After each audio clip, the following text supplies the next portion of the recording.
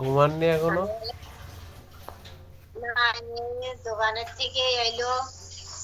ও আগে এবার ভাত খাবো। আমি আগে ফোন দিয়েছিলাম, সে সময় দোকানে ছিল। হ্যাঁ, তা সবাই ভালো টালো আসতো?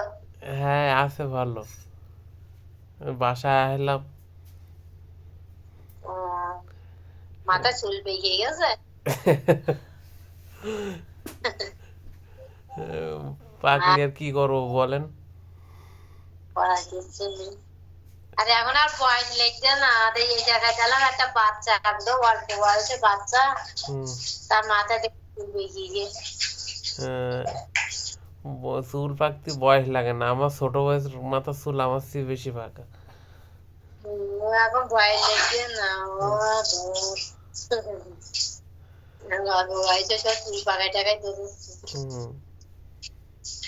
তা আপনার? খাওয়া দাওয়া হয়ে গে? হ্যাঁ, খাওয়া দাওয়া করছি। ভাই, হ্যাঁ, বলেন। একটুখানি কথা বলবো, এদিকে বাংলাদেশের তো একটুখানি রিং দিয়েছে। ঠিক আছে, ঠিক আছে। কোন? আচ্ছা।